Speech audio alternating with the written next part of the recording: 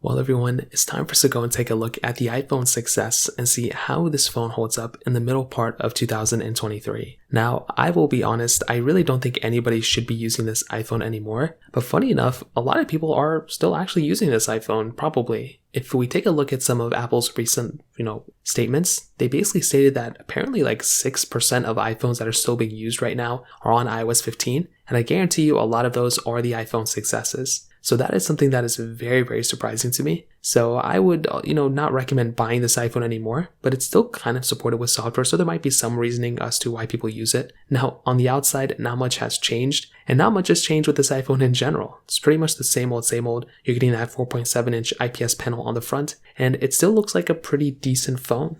I don't think this thing looks ugly. It doesn't really look that outdated either, and I do think Apple, for the most part, did a good job when it first came out, but we all know how this phone kind of holds up now. It's not really a good phone anymore, but it doesn't look ugly, and it still feels fairly premium. You have Touch ID 2 on the front, you have the lightning port at the bottom, you have a headphone jack on this phone too, which is pretty insane. And overall, I think at least on the front and the I/O portion, it's still actually kind of cool how this phone still has things like the headphone jack and a lightning port, which is pretty cool. On the back, you have that solid, aluminum slab of, whatever this is, and I think it's a pretty cool thing. It looks fairly nice. And that is another thing that I really do like about this device too, is that it's not a plastic phone, it's aluminum, and it's built extremely, extremely well, which is something that I really do like about this device in total. So I think definitely on a device on like the outside like this one, it's a very cool thing. I think it looks nice. It doesn't feel outdated or old, but it does look a little bit like an older iPhone, if that makes any sense. Now, camera-wise, it's a single camera on the back. I don't really want to hit on the camera too much. I think we all kind of know about this camera by now, but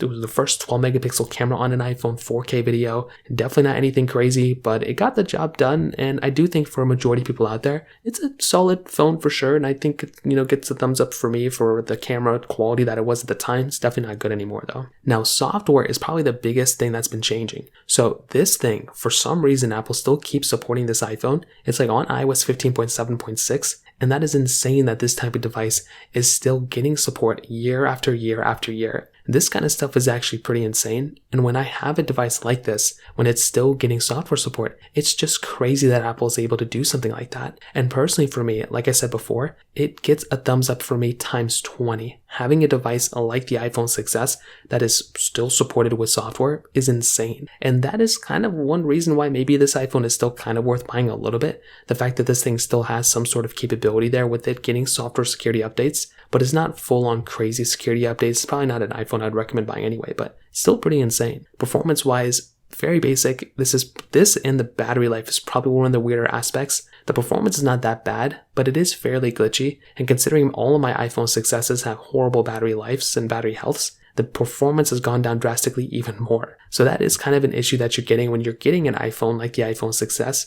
is that even if everything's in perfect condition, the performance still isn't even that great. But even if most of the time you're not getting it in perfect condition, which is another problem with this type of device. So ultimately what I'll tell you is I really don't think the iPhone 6s is worth buying in any capacity anymore. You are much, much better off buying something that is still supported with software. Go buy yourself an iPhone XR, go buy yourself an iPhone 10, an iPhone 11. I would just recommend just avoiding the iPhone 6s right now if you're trying to use it as your main device. So that pretty much covers it up. If you have any other thoughts or questions, let me know in the comment section below. Hit the like button, that would mean so much, but definitely hit that subscribe button. More importantly than everything else, I love every single one of you guys. Hopefully I'll catch you guys in the next video. Peace out till then.